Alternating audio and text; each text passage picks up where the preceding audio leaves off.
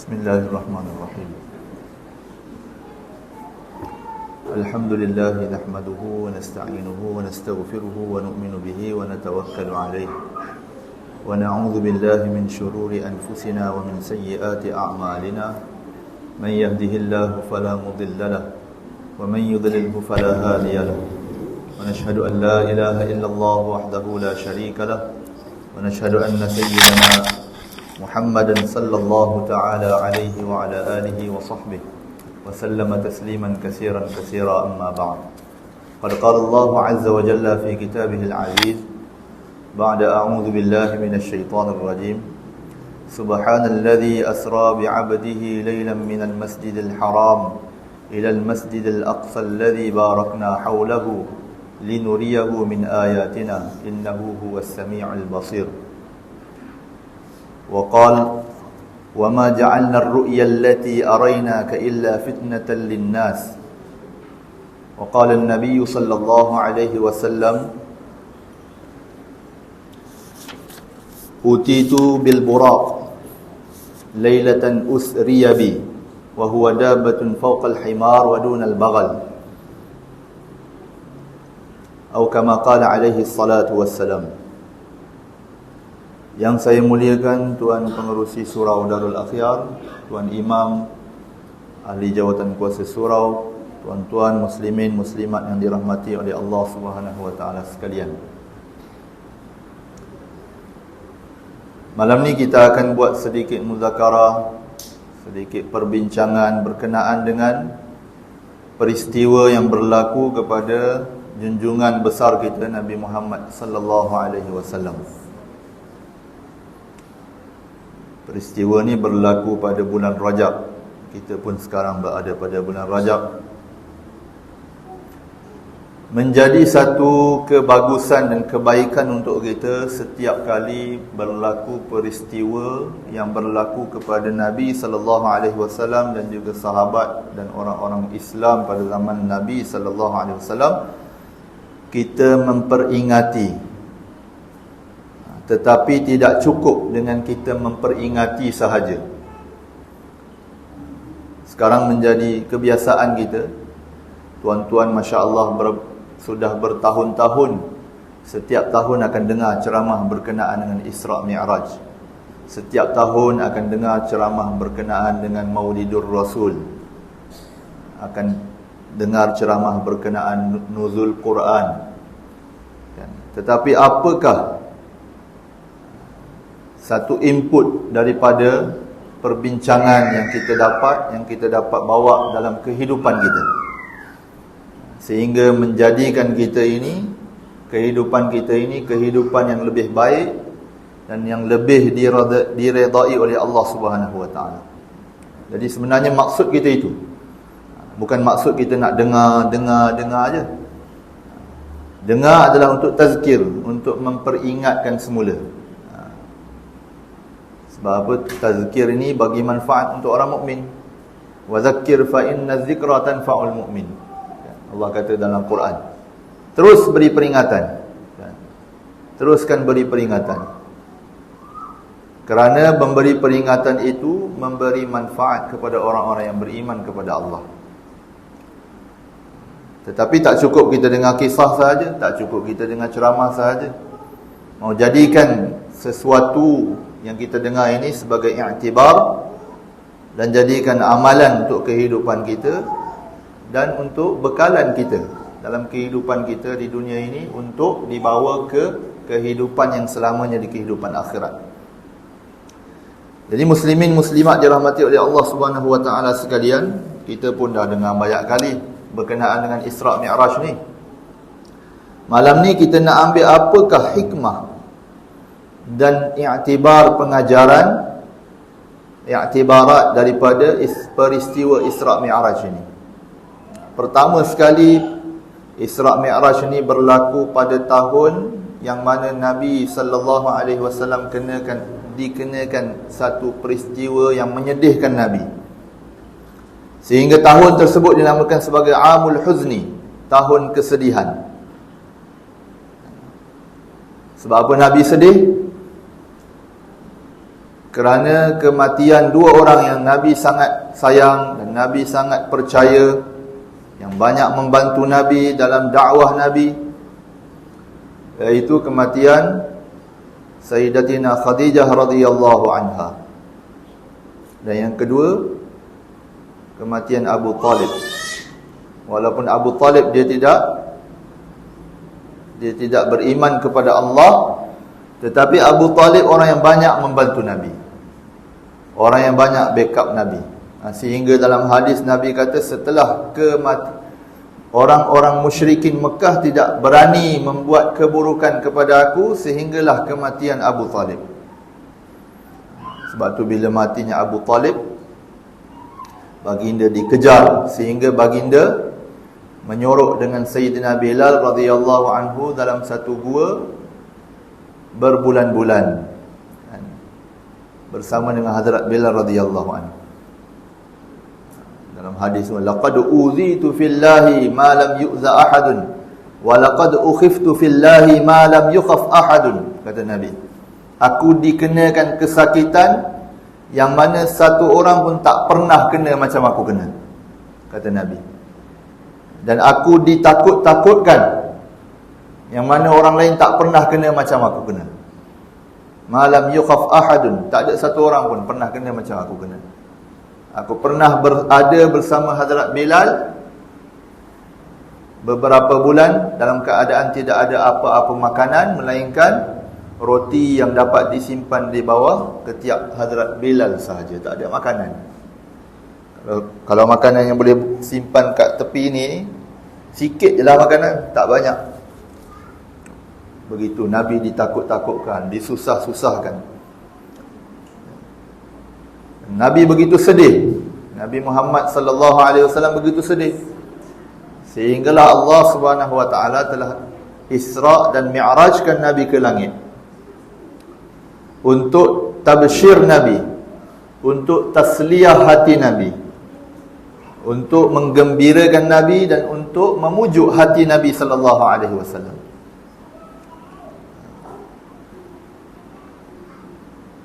Jadi sebenarnya solat ini adalah untuk memujuk hati kita. Nabi sampai kat Mi'raj, sampai Sidratul Muntaha, Allah bagi apa? Allah bagi solat. Jadi hari ni kalau kita sedih, berlaku apa-apa peristiwa kat kita menyebabkan kita sedih, kita duka cita, down kehidupan kita, stres, depres dan sebagainya, apa solusi dia? Solat.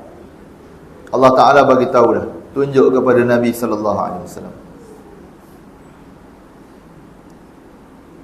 Salat ni adalah mi'rajul mu'min. As-salatu mi'rajul mu'min. Nabi di-mi'rajkan ke langit. Kita nak mi'raj jumpa Allah dekat mana? Dekat salat. Dalam salat kita boleh mi'raj dengan. Mi'raj ni terjemahan dia tangga. Salat ini adalah tangga kepada orang-orang yang beriman. Tangga bagi orang-orang yang beriman. Jadi hari ni kita ada masalah apa-apa, selesai jalan penyelesaian dia, solusi dia adalah dalam solat. Tidak ada jalan yang lain. Sebab tu Nabi jadikan solat ini sebagai penyejuk mata. Ju'ilat qurratu aini fis salah. Dijadikan penyejuk mataku di dalam solat. Kerehatan baginda dalam solat. Jadi hikmah daripada Isra' Mi'raj ni hari ni adalah untuk kita ambil berat tentang solah kita. Hari ni orang jadikan solah sebagai nombor 2, nombor 3, nombor 4 kan. Sebagai nombor 2, ada yang jadikan sebagai nombor 3. Nanti dululah, sempurnakan dulu kerja ni dulu, lepas ni boleh solat. Nanti dululah, sempurnakan sekian-sekian perkara dulu, lepas ni boleh solat lagi. Solat Zuhur panjang lagi, pukul 4 boleh lagi solat. Masuk waktu pukul 4.50. 50 lah kan? Hampir-hampir pukul 5. Solat Zuhur akhir waktu, boleh solat juga, dia kata. Tak jadikan solat nombor 1. Jadi sampai bila-bila pun masalah kita takkan selesai. Jadi hikmah daripada peristiwa Isra' Mi'raj ini untuk Allah beritahu kepada kita bahawa apa-apa masalah yang dihadapi oleh kita, kita selesaikan dengan solat. Pernah Nabi SAW dalam satu perjalanan dah letih. Dulu jalan bukan naik kereta macam kita, ada RNR. Kita naik kereta tak ada RNR pun kita akan letih. Yang ada RNR pun kita letih.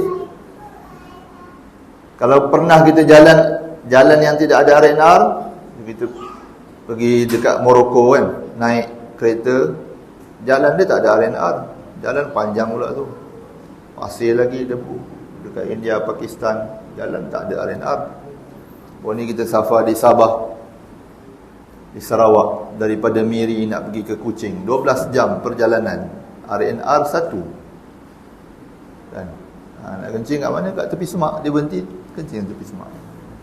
Pun kita letih, mesti kita nak rehat. Nabi SAW dalam satu perjalanan naik unta, bukan naik kenderaan macam kita, perjalanan padang pasir, letih. Sampai kat satu tempat rehat, Nabi kata, "Arihna ya Bilal, arihna ya Bilal." Beri kerehatan kepada kami wahai Bilal, beri kerehatan kepada kami wahai Bilal. Tapi dekat dalam hadis tu dia tak riwayatkan Bilal ambil bantal bagi Nabi, ambil cadar bagi Nabi, ambil tilam bagi Nabi, tak. Apa Bilal buat? Bilal berdiri terus laungkan iqamah. Laungkan iqamah untuk solat. Untuk bagi tahu kepada kita bahawa kerehatan Nabi dalam solat. Kerehatan Nabi dalam solat. Hari ni kita tak ada kemanisan. Kemanisan dalam solat tidak ada. Solat kita pun nak cepat-cepat.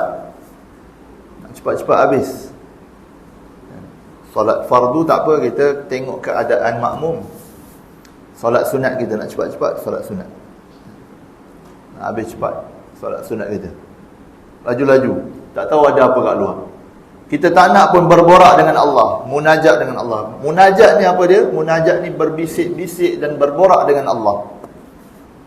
Sebab tu Allah kata, la khaira fi katsirin min najwahum. Tidak ada borak yang lebih baik, melainkan illa man amara bi sadaqatin, kecuali orang yang ajak kepada kebaikan, kepada perkara yang benar, kepada sedekah, kepada perkara yang benar. Illa man amara bi sadaqatin aw ma'rufin, kepada perkara yang baik, ajak orang kepada perkara yang baik. Ini borak yang paling baik di sisi Allah, ajak orang kepada kebaikan. Nak bagi tahu najwahum daripada munajat. Najayanju munajatan wa najwa. Jadi munajat ini berborak dengan Allah. Kita borak dengan kawan lama, borak dengan alat dekat tangan kita tu lama, kita borak 1 jam, 2 jam tak sedar kan? Kemanisan dalam ibadat telah hilang. Sebab itulah bila diisrakan, dimi'rajkan, Nabi jumpa dengan Nabi SAW, jumpa Nabi Musa ni dekat langit ke-6. Langit ke-7 jumpa Nabi Ibrahim tengah sandar dekat Baitul Ma'mur. Baitul Ma'mur ni satu kawasan yang mana malaikat tawaf kat situ, tak berhenti. Dia bertepatan dengan Baitullahil Haram dekat Kaabah. Baitul Ma'mur dekat langit, bertepatan dengan Baitullahil Haram. Setiap hari 70,000 malaikat akan masuk dalam Baitul Ma'mur. Tak akan keluar. Setiap hari masuk 70,000, masuk 70,000, sampai sekarang masuk 70,000. Yang masuk tu tak pernah keluar pun. Bila Nabi jumpa Allah, Allah bagi salat, hadiah salat. Turun dekat 50 waktu, turun kat langit ke-7, langit ke-6, jumpa Nabi Musa. Nabi Musa kata, minta kurang daripada Allah. Umat kamu tak mampu. Minta kurang. Datang naik atas minta kurang, Allah kurangkan 5. Bagi tahu balik semula dekat Nabi Musa. Nabi Musa kata minta kurang lagi. Umat kamu takkan mampu. Kurang lagi. 5 kurang, 5 kurang, sampailah tinggal 5 je. Sampai 5 pun jumpa Nabi Musa. Nabi Musa kata minta kurang lagi. Umat kamu takkan mampu.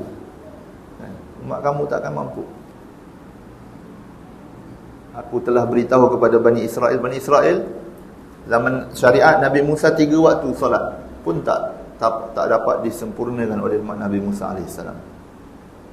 Kita 5 waktu. Asal 50 waktu. Sahabat gembira terima. Sahabat tanya kepada Nabi SAW, kenapa tak terima 50 waktu kami sanggup buat? Kalau kita 50 waktu sekarang kita ada masa kerja ke? Tak sempat kerja. 5 waktu ni pun tak sempat nak tunaikan sebab kerja kita. Kalau 50 waktu kerja kita terabai, memang tak kerja, memang untuk semayang je. Memang kita diperintahkan untuk beribadat kepada Allah. Maksud kehidupan kita apa?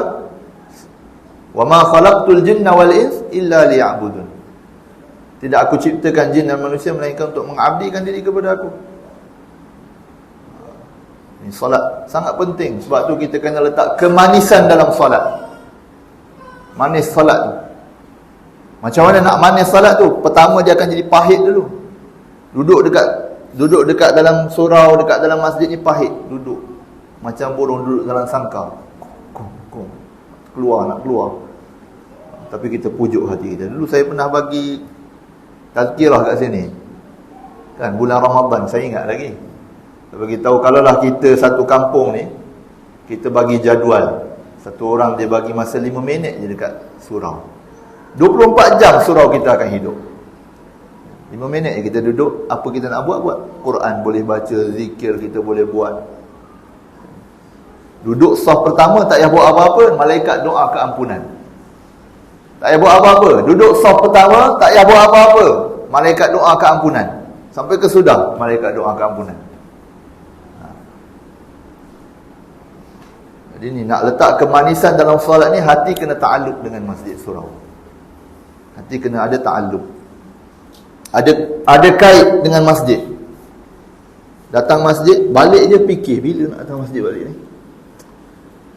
Kita datang masjid surau, kita bila nak balik ni? Cepat-cepat nak balik, ada benda nak buat ni. Aku balik dulu ada kerja nak buat. Besok jumpa balik. Duduk dekat rumah kita, kejap nak pergi masjid kejap, ada benda nak buat, nak amal. Solat. Sahabat solat. Nabi SAW solat sampai bengkak kaki. Kan? Nabi SAW solat sampai bengkak kaki. Malam solat sampai bengkak kaki. Malam solat. Aisyah radhiyallahu anha tengok Nabi solat daripada lepas isyak sampai ke subuh. Nabi solat daripada tengah malam sampai ke subuh. Ada pernah daripada lepas isyak sampai ke subuh. Ada yang Nabi tidur dulu, tengah-tengah malam Nabi bangun solat sampai ke subuh. Begitu Nabi ihtimam, rasa kemanisan, angkat takbir hilang. Kan Nabi pernah bila sembahyang je Nabi tak kenal orang sebelah dia. Dan Nabi pernah habis solat, Nabi berkesalam, Aisyah datang kat sebelah, Nabi tanya, kamu siapa? Nabi tak kenal Aisyah. Sebab apa? Sebab begitu tenggelam hati Nabi, tawajuh hati Nabi kepada Allah SWT. Sampai tak kenal orang. Sahabat tengah solat, anak kat sebelah jatuh bola, belit anak tengah solat. Tak sedar anak kena belit dengan ular. Kan isteri datang, kecoh-kecoh. Sahabat solat sunat dekat rumah. Bukan solat wajib, solat sunat je sahabat buat panjang.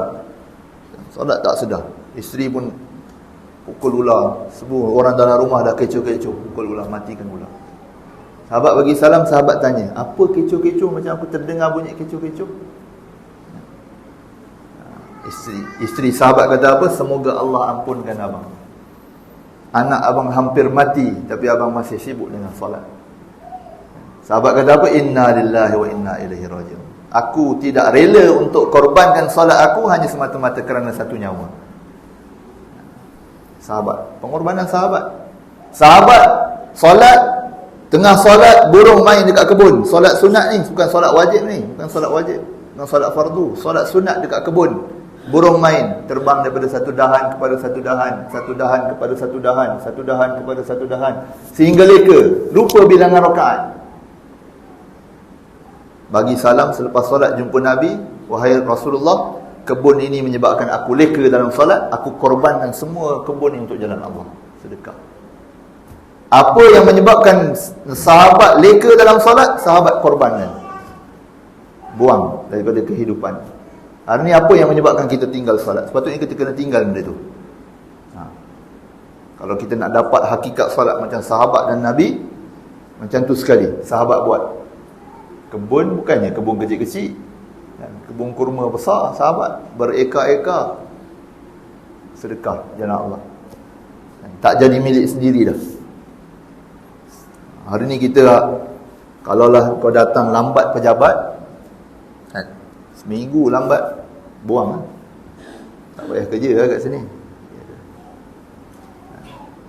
Nak solat subuh berjemaah ni, tapi kalau solat subuh berjemaah tak sempat, pangsikat pasti merah dia. Pasti merah.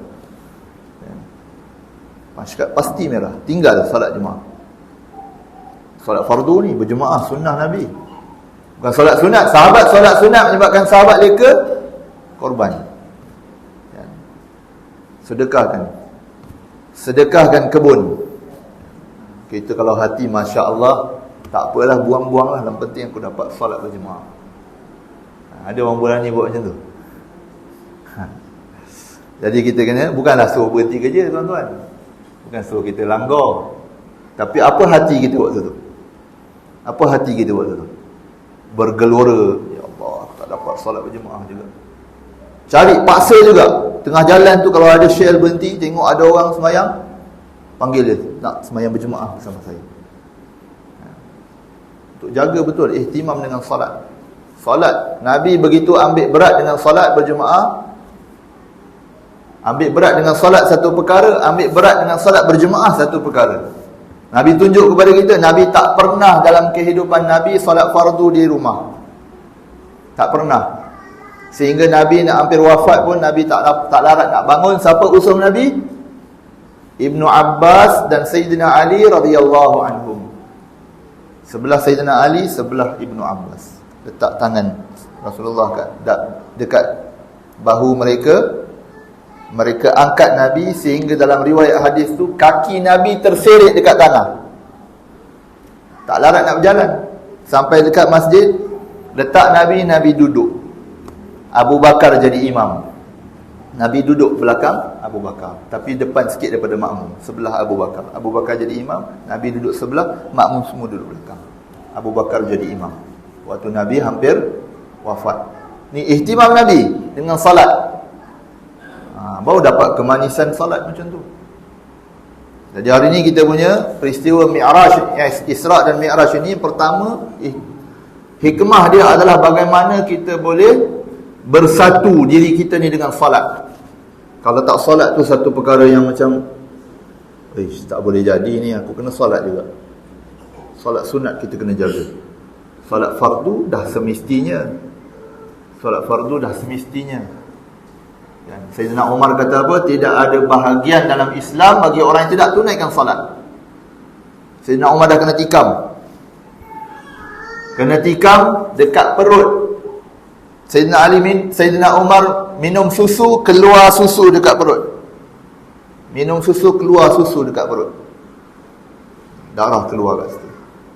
Berkali-kali pingsan. Setiap kali bangun daripada pingsan akan tanya waktu salat dah terlepas ke belum. Sehingga orang kata kamu uzur tak apa, tak salat. Sayyidina Umar kata apa? Tidak ada bahagian dalam Islam orang yang tidak tunaikan salat. Salat fardu dah semestinya. Salat sunat kita kena ambil, kita kena ihtimam, ambil berat. Salat sunat sangat penting. Salat kita, barulah kita akan dapat kemanisan dalam salat. Salat mau panjangkan rakaat. Salat sunat kita panjangkan rakaat. Satu rakaat kita panjangkan. Bacalah, kalau tak hafal surah panjang, baca ulang-ulang kali. Qul ya ayyuhal kafirun tu baca banyak kali.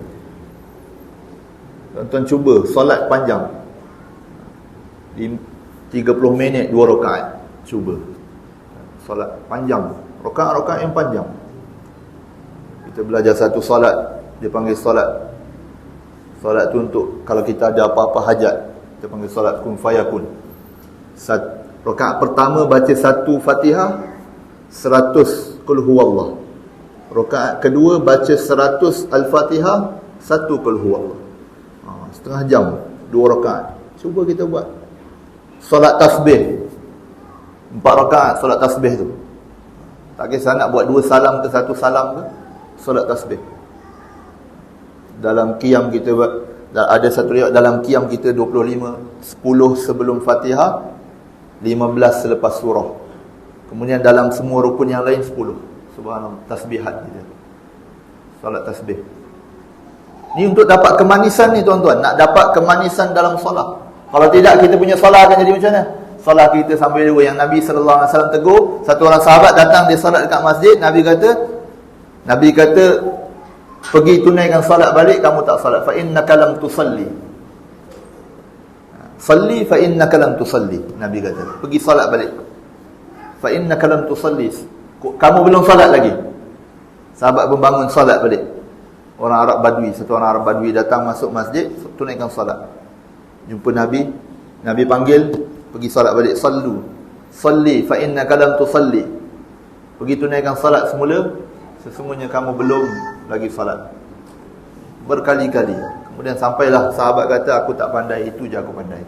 Nabi ajar kepada sahabat salat macam mana, dengan penuh tamak-ninah, dengan penuh tenang. Waktu Nabi SAW salat sampai bengkak kaki, sampai Aisyah tanya, wahai Rasulullah, Tuhan orang yang diampunkan dosa. Kalau ada dosa, Tuhan telah pun diampunkan. Yang lalu, yang akan datang kalau ada, dah pun diampunkan. Tetapi kenapa solat banyak-banyak? Kan? Sebab Nabi kata apa? Tidakkah aku jadi orang yang bersyukur kepada Allah Subhanahu Wa Taala? Solat nak syukur. Ni solat kita nak lepas tanggungjawab je. Solat sebab syukur kepada Allah, Allah bagi banyak nikmat kepada kita. Ini kita kena biasakan. Apa sahaja kegembiraan, kita solat. Apa sahaja musibah datang, kita solat. Sedih datang, solat. Biasakan diri dengan solat. Sebab apa? Hikmah daripada Isra' Mi'raj ini adalah Nabi SAW dikenakan pada tahun Amul Huzni, tahun kesedihan Nabi. Nabi diisra'kan daripada minal Masjidil Haram ilal Masjidil Aqsa. Dan solat, nak terima solat bermula daripada masjid. Sebab itulah Nabi asalnya tidur di rumah Ummu Hani radhiyallahu anha. Malaikat Jibril datang bawa Nabi ke Kaabah. Kemudian dibasuh hati Nabi dengan air Zam-Zam berkali-kali.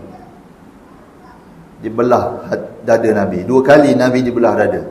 Ketika mana peristiwa menyusu dengan siapa tu? Penyusu Nabi sallallahu alaihi wasallam, Sayyidatina tak ingatlah.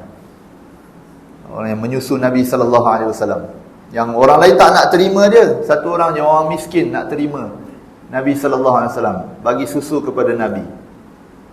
Waktu tu peristiwa itulah Nabi dibelah dada dan dicuci dengan air Zam-Zam. Kali kedua sebelum Nabi diisrakan daripada Masjidil Haram ke Masjidil Aqsa.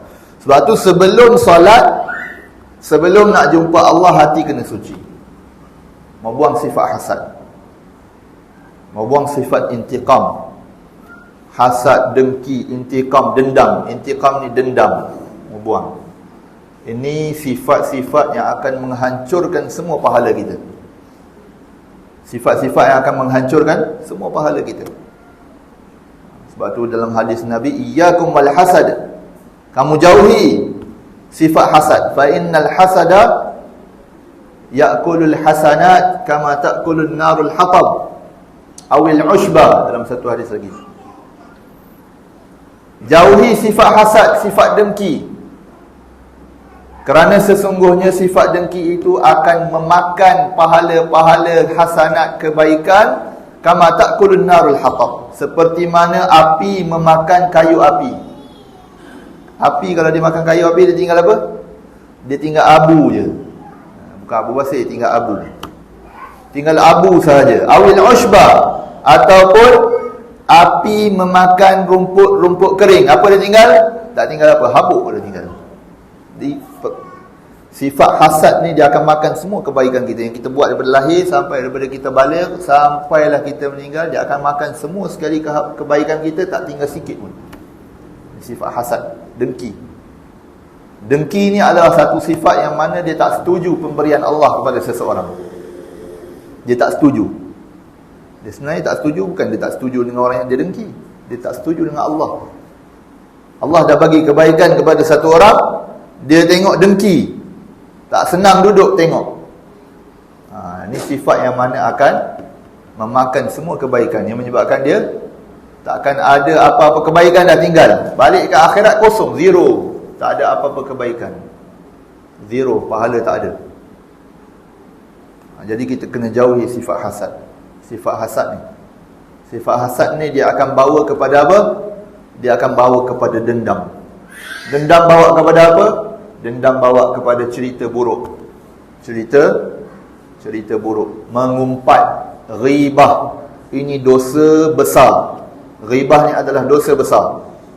Hasad akan membawa sampai kepada ghibah, membawa kepada dosa besar. Dosa besar yang dilakukan oleh ramai orang Islam tanpa sedar. Hari ini menjadi satu kebiasaan orang mukmin, dia tak senang duduk kalau tak cerita keburukan orang. Tak senang duduk. Kat mana-mana mesti nak cerita keburukan orang. Sehinggalah kalau ada satu orang yang tahu keburukan seseorang, kita akan rapat dengan dia untuk tahu cerita terkini, berita terkini tentang keburukan orang. Ini sifat yang mana akan menghancurkan semua pahala-pahala. Kita kena jauhi perkara ini. Ghibah ini, dosa ghibah ini, dosa mengumpat ini, dosa yang dilakukan di mana-mana sahaja, termasuk dalam masjid, dalam surau. Dosa ghibah, dosa mengumpat ini, cerita keburukan orang ni. Dosa besar lain orang tak buat dalam masjid, dalam surau. Tapi dosa besar ghibah orang buat dalam masjid, dalam surau, cerita keburukan. Sebab tu hati kena suci sebelum kita menghadap Allah. Sebab tu dalam kitab Imam Ghazali, di samping kita ambil wuduk sebenarnya niat untuk menyucikan hati kita, untuk sucikan hati kita. Bukan nak bersih daripada hadas sahaja, tetapi untuk bersih daripada semua kekotoran-kekotoran sayyiat yang ada dalam hati kita. Semua sifat-sifat buruk yang ada dalam hati kita, kita nak bersihkan sebelum kita jumpa Allah. Dalam kitab Imam Ghazali, di samping kita bersihkan zahir tubuh badan kita dengan wuduk, begitu kita kena bersihkan hati kita daripada sifat-sifat buruk, hasad, dengki, cerita buruk orang dan sebagainya. Mau bersihkan hati kita. Sebelum solat mau tasbih, zikir, minta ampun daripada Allah, istighfar kepada Allah Subhanahu wa taala. Mau istighfar, banyakkan istighfar. Baca la ilaha illa anta subhanaka inni kuntu minadh zalimin. Baca sayyidul istighfar. Baca, mau istighfar, hati kita mau suci, nak jumpa Allah. Nabi SAW sebelum Isra', bukan Mi'raj, sebelum Isra'. Isra' ni apa dia? Memperjalankan pada waktu malam. Jalan pada waktu malam. Jalan daripada Masjidil Haram ila Masjidil Aqsa, sehingga ke Masjidil Aqsa. Daripada masjid. Jadi sebab tu daripada masjid. Sucikan hati ini dekat masjid. Kalau ada orang kata tak apa, aku lebih khusyuk semayang dekat rumah, itu bohong. Kita kena kata dalam hati kita, jangan kata depan muka dia, tipu kau. Semua kata dalam hati kita ni bohong, pembohong. Kalau kata semayang di rumah lebih khusyuk, bohong. Untuk sucikan hati tak ada tempat lain melainkan di rumah Allah. Tak ada tempat lain. Ini kita nak baiki kereta, boleh baiki kat hospital. Tak ada orang baiki kereta kat hospital. Mesti baiki kat tempat dia. Nak baiki hati bukan dekat rumah. Nak baiki hati bukan dekat kedai, warung kopi, bukan dekat bawah pokok. Kita pun panggil budak-budak muda, kita nak bagi semangat agama sikit, kita kumpul dekat mana? Kumpul dekat Dewan Futsal. Tak ada. Takkan sucikan hati. Mana nak sucikan hati? Rumah Allah. Sebab tu Nabi SAW diambil daripada rumah Ummu Hani, bawa ke Masjidil Haram. Sucikan hati di masjid. Sucikan hati di rumah Allah. Allah tunjuk kepada kita cara, macam mana nak tunjuk, nak sucikan hati. Sebab tu bukan kita datang surau ni waktu solat je. Waktu solat tu kita nak menghadap Allah. Waktu bila nak sucikan hati? Luar waktu solat. Bagi masa di masjid. Bagi masa di masjid untuk sucikan hati kita, untuk bersihkan hati kita, supaya kita setiap kali waktu salat kita akan dapat menghadap Allah dalam hati yang sangat bersih kepada Allah.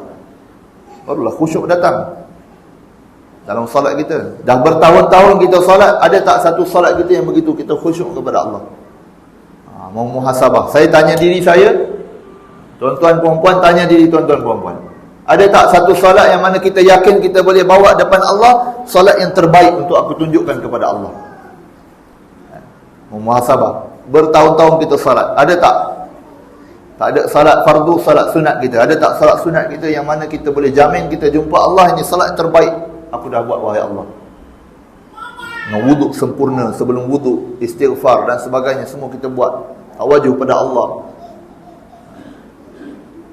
menangis, tawajuh pada Allah, minta ampun daripada Allah. Salat penuh khusyuk, tak ada ingat benda lain.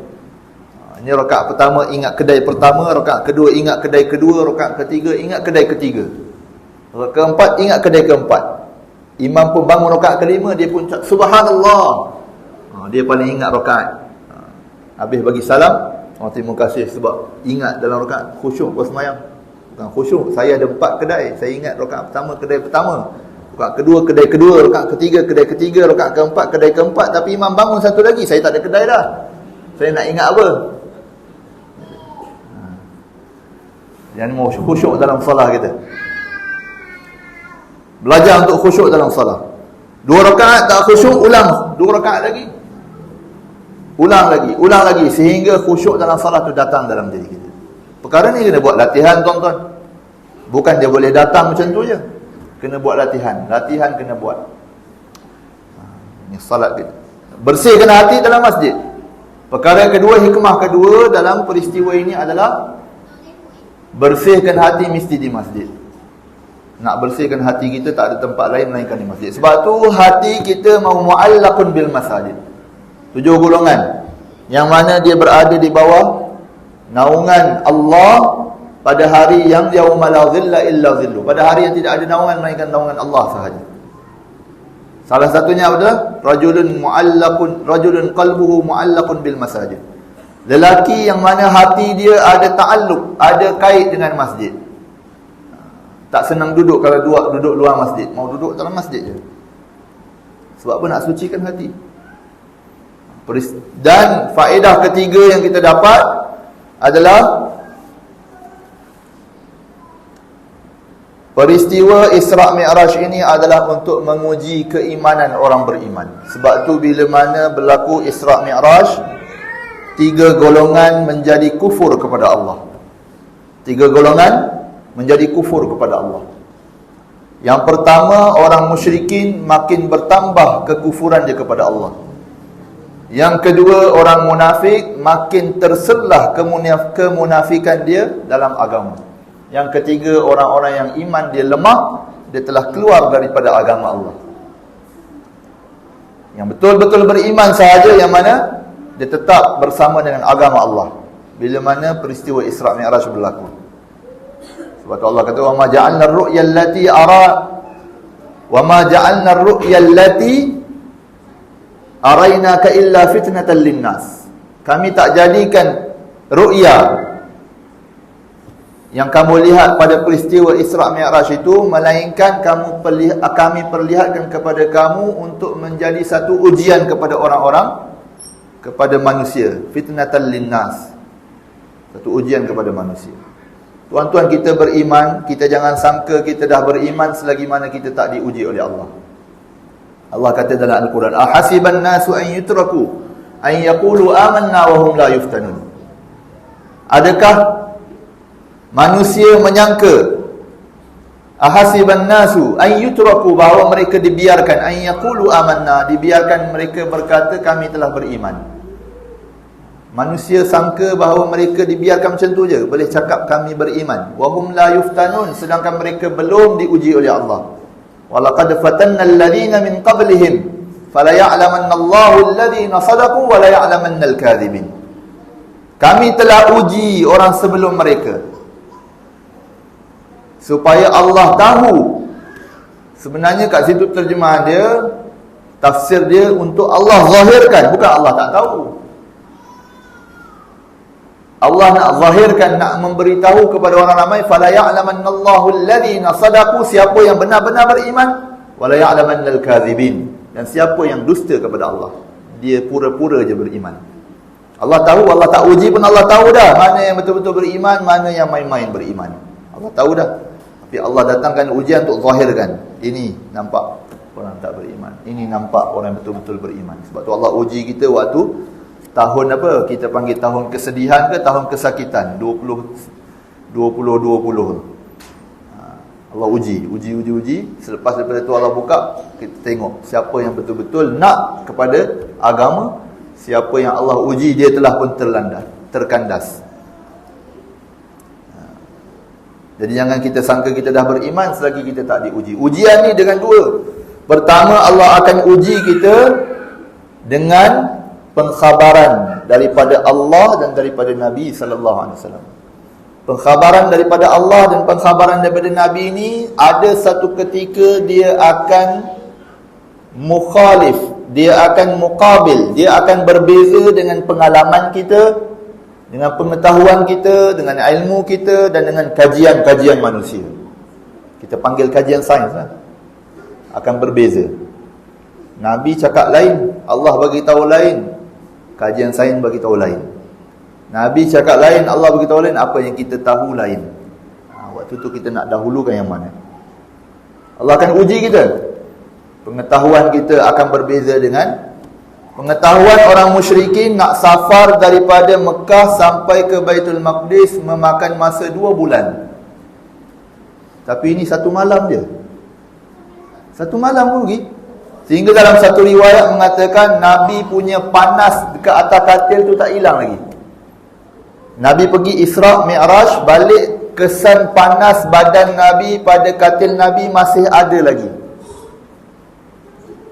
Kita bangun tengah malam, bangun nak pergi tandas, bangun pergi tandas dalam masa 1 minit je kot, tak sampai 1 minit kot. 1 minit kita pun datang balik. Rasa panas lagi dekat katil kita tu sebab kesan badan kita. Macam tu Nabi pergi Isra' Mi'raj, balik, kesan panas badan Nabi di atas katil Nabi masih ada lagi. Begitu sekejap je. Sebab tu dalam hadis kata lahzah, sebentar je ni. Tapi macam-macam Nabi buat. Semayang di Baitul Maqdis, naik Mi'raj ke langit, jumpa langit pertama Nabi Adam, langit kedua Nabi sekian-sekian Nabi Yahya dengan Nabi Isa, langit ketiga jumpa Nabi Idris, dan seterusnya, sampai jumpa dengan Allah di Sidratul Muntaha, berbicara dengan Allah. Dah jumpa Allah pun tak lupa pada umat. Sebab tu Nabi SAW bila jumpa Allah, sampai ke atas, Allah bagi tahu, Assalamu alayka ayyuhan nabi wa rahmatullahi wa barakatuh. Nabi jawab apa? Assalamu alayna wa ala ibadillahi salihin. Nabi tak lupa kat umat dia. Nabi tak lupa kat umat dia. Kita dah datang solat, kita jangan lupa kawan-kawan kita, jiran kita. Dah datang solat ni, jangan kita lupa dekat kawan-kawan kita. Berapa ramai penduduk orang Islam kat sini? Berapa ramai yang datang salat, berapa ramai belum datang salat? Jangan kita lupa.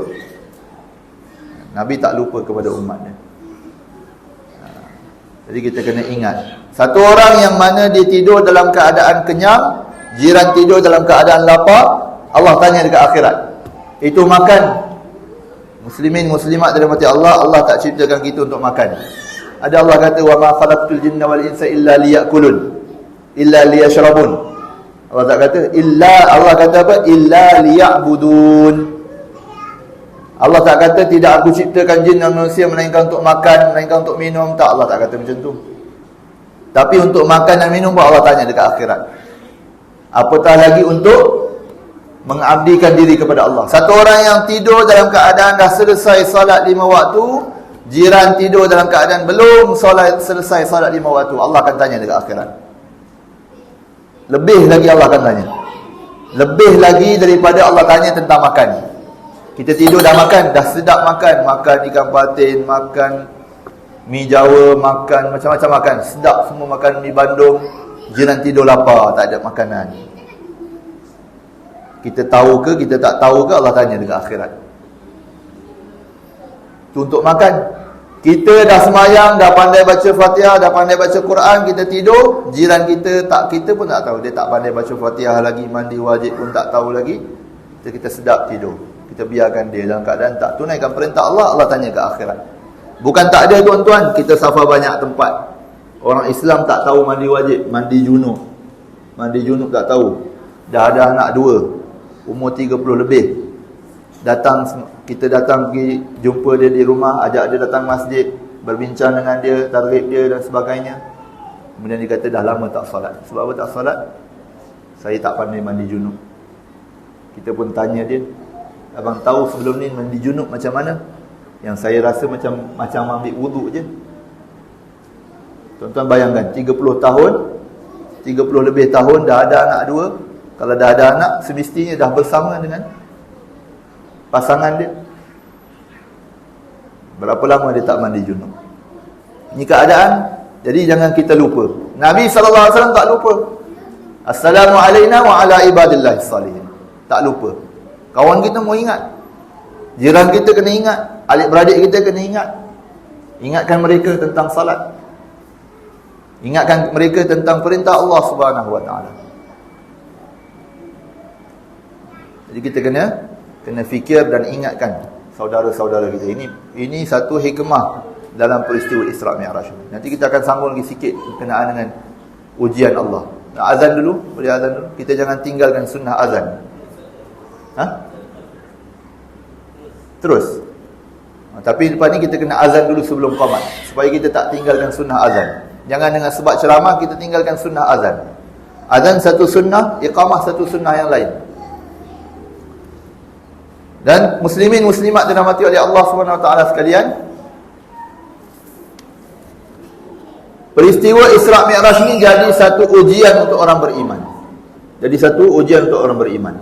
Sebab tu Allah akan uji, pertama Allah akan uji dengan pengkhabaran Allah, berbeza dengan pengalaman kita, pengetahuan kita. Orang musyrikin tahu 2 bulan perjalanan, tapi tiba-tiba Nabi kata pergi Isra Mi'raj dalam masa sekejap sahaja boleh sampai balik.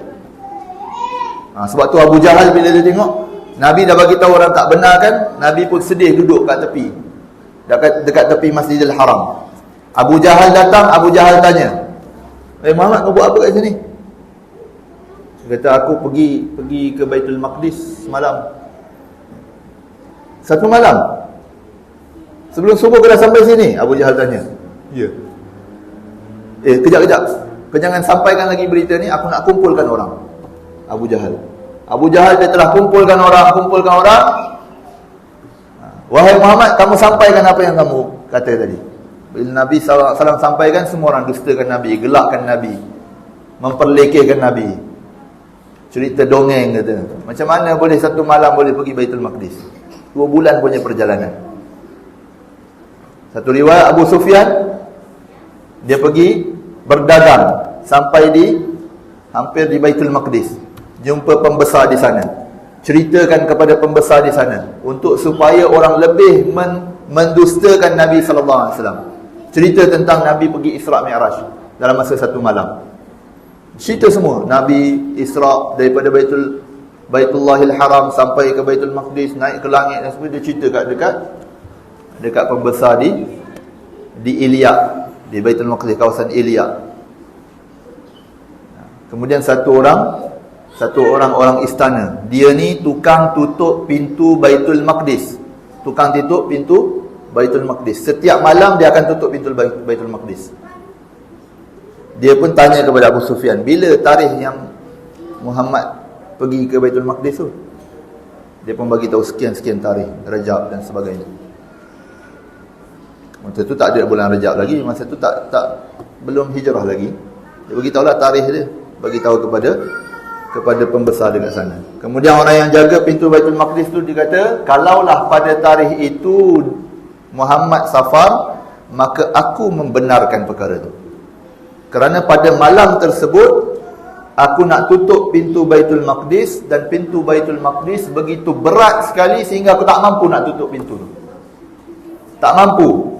Dan aku telah panggil kawan-kawan untuk tutup pintu Baitul Maqdis, dan aku telah panggil kontraktor, pembina, jurutera yang membina Baitul Maqdis, dan bukan membina, yang tahu tentang pembinaan Baitul Maqdis, untuk mereka tengok pintu tu adakah dia rosak.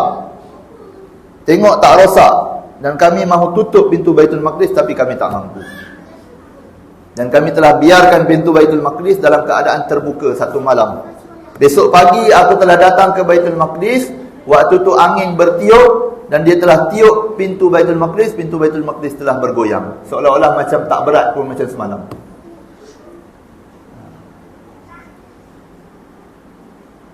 Jadi orang-orang yang mana dia tidak beriman kepada Allah, dan iman dia lemah, bila diuji dengan pengkhabaran daripada Allah dan Nabi SAW, iman dia akan goyang. Dia rasa pengalaman saya macam ni, pengalaman saya macam ni, tajribah. Apa yang Nabi bagi tahu dengan tajribah berlawanan, mukhalif, ikhtilaf. Waktu tu akan diuji. Jadi peristiwa Isra' Mi'raj ini untuk uji manusia, untuk uji manusia, untuk uji keimanan manusia. Sebab tu kadang-kadang ada satu perintah Allah yang mana dia berlawanan dengan kita punya pengalaman kita, berlawanan dengan kajian-kajian sains, berlawanan dengan kajian-kajian manusia. Kajian manusia kata macam ni, tapi Nabi SAW kata macam ni. Kita nak ikut mana? Yang kedua, Allah akan uji. Tadi Allah uji dengan pengkhabaran. Yang kedua, Allah akan uji dengan ahkam. Ahkam ini akan berbeza dengan 3 perkara. Ahkam Allah ini akan berbeza dengan kita punya hukum. Allah Subhanahu Wa Taala ni akan berbeza dengan haisiyat, kedudukan kita. Allah perintahkan kita satu perintah, tapi dia berbeza dengan kita punya kedudukan. Allah uji siapa? Allah uji Azazil, iblis. Dia dah beribadat kepada Allah. Kat mana tempat dia tak sujud? Dekat bumi Allah ni. Tapi Allah uji, datangkan satu perintah yang mana berlawanan dengan haisiat, kedudukan iblis. Kena tunduk kepada orang baru. Kita orang lama, tiba-tiba orang baru pula nak azankan kita. Dia nak azankan aku makan garam dulu. Sedangkan apa yang dia cakap tu betul. Tapi sebab dengan kita lama, kita ada ilmu, kita tengok dia pun kecil, dia pun tak belajar kat mana tak tahu, kita jadi dustakan perkara tersebut, walaupun disampaikan daripada sabdaan Nabi SAW. Allah akan uji kita dengan perkara tersebut. Iblis Allah uji, kedudukan dia tinggi, nak kena tunduk kepada orang yang rendah daripada dia. Kedua, Allah akan uji perintah Allah berlawanan dengan kebiasaan. Allah uji sahabat. Sahabat biasa sembahyang menghadap Baitul Maqdis.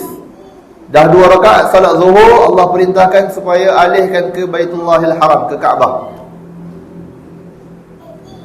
Supaya 2 rakaat lagi nak habis.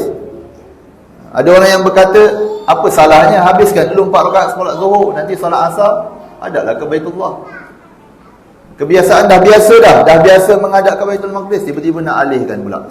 Dah biasa dah sembahyang macam ni, tiba-tiba nak suruh sembahyang macam lain pula.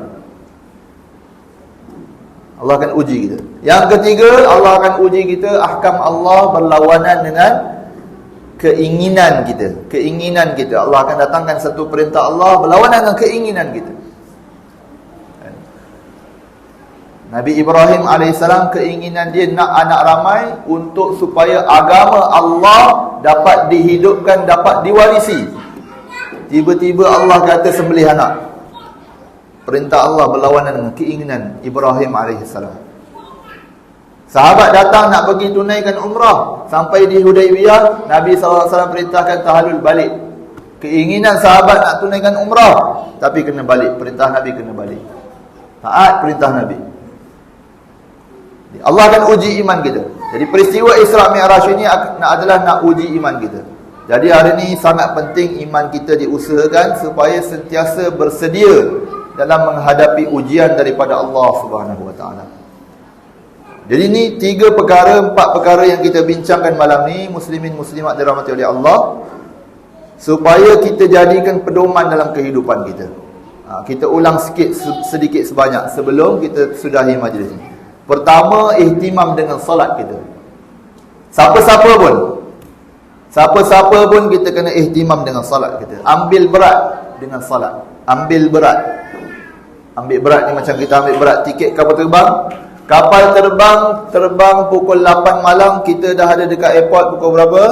Pukul 6 ataupun pukul 5 petang kita dah ada dekat airport. 3 jam ataupun 2 jam sebelum terbang kita dah ada airport untuk ihtimam nak ambil berat dengan tiket kapal terbang. Solat masuk waktu pukul 6 suku subuh, 6.14 baru sampai masjid. Ini kita ihtimam juga, tapi ihtimam sikit. Salat subuh 6 suku, 5.45 kita dah sampai dekat masjid. Masya Allah, ini ihtimam sungguh-sungguh. Dah zikir, dah istighfar, nak menghadap Allah ni, sungguh-sungguh dah. Runsing, risau, gelisah. Ini nak bercakap dengan Allah ni. Kita nak jumpa dengan raja, gelisah nak cakap apa dengan raja. Susun satu persatu. Nak jumpa raja, nak cakap. Nak jumpa Allah, susun satu persatu. Istighfar dulu, fikir, tenangkan diri. Buang semua keserabutan dunia daripada fikiran kita untuk bertemu dengan Allah. Ihtimam dengan salat. Yang kedua, ihtimam untuk sucikan hati, lazimi masjid. Untuk sucikan hati kita, lazimi masjid. Hidupkan masjid kita mesti hidup 24 jam. Tuan-tuan, Masya Allah, makmum ramai datang semayang kan?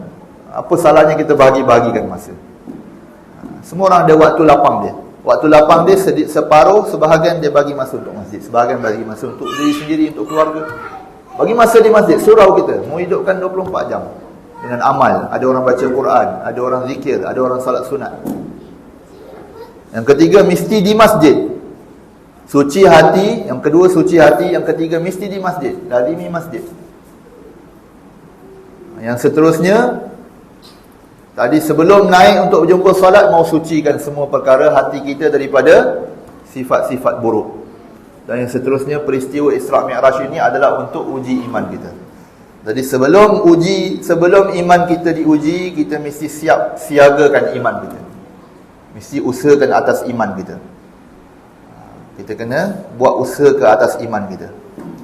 Ibadat tidak akan menyebabkan iman kita kuat, tapi mujahadah, buat susah payah untuk agama Allah akan kuatkan iman kita. Dia akan teguhkan iman kita. Dia akan jadi satu pokok yang mana dia tak akar dia tunjang. Iman teguh. Datang badai, datang apa segala macam angin kuat, pokok tetap teguh. Sebab apa? Sebab dia punya akar dia teguh, kuat. Tapi kalau pokok tu dicabut, letak ke atas tanah macam tu je, tak tunggu angin datang, lepas je tangan, pokok tumbang. Ni Allah sifatkan. Kalimatin khabisatin kasyajaratin khabisah ujtusat min fawqil ard. Diletak atas muka bumi macam tu je. Lepas je tangan, tumbang terus. Tak tunggu ujian-ujian kuat. Ujian sikit-sikit pun datang, dah dia tinggalkan perintah Allah, tinggalkan agama dan sebagainya. Jadi tuan-tuan mengenai Allah, puan-puan mengenai Allah Subhanahu wa taala, sedikit sebanyak malam ni kita punya muzakarah. Bukanlah kita nak dengar, berkali-kali kita dah dengar, Masya Allah, peristiwa Isra' Mi'raj ni, berjumpa dengan Allah dekat Sidratul Muntaha, terima seolah-olah Nabi dengan Allah, fakana qaba qausaini aw adna, seolah-olah seperti busur panah. Busur panah di antara hujung dengan hujung. Allah dengan Nabi waktu tu begitu dekat, begitu hampir. Fakana qaba qausaini aw adna, ataupun lebih hampir lagi. Allah bertemu dengan Nabi sallallahu alaihi wasallam, bertemu dengan Allah Subhanahu wa taala. Di Sidratul Muntaha ada pokok, yang mana pokok begitu besar, daun dia seperti telinga gajah, buah dia seperti cerik. Ini semua kisah-kisah yang kita sering dengar. Tapi apa istifadah dan apa iktibarat yang kita dapat daripada peristiwa Isra' Mi'raj untuk kita jadikan pedoman dalam kehidupan kita. Jadi beberapa perkara ni bukan ini sahaja. Muslimin muslimat bila dengar mana-mana tazkirah, pengajian dan sebagainya, mau ambil iktibar dan jadikan pedoman dalam kehidupan kita. Jadi apa yang baik malam ni, semoga Allah beri taufik kepada saya dan kita semua untuk kita amalkan dalam kehidupan kita dan kita sampaikan kepada orang yang tidak ada dalam majlis. Dan apa yang buruk ni, kita minta ampun daripada Allah Subhanahu wa taala. Wabillahi taufiq wal hidayah. Wassalamualaikum warahmatullahi taala wabarakatuh.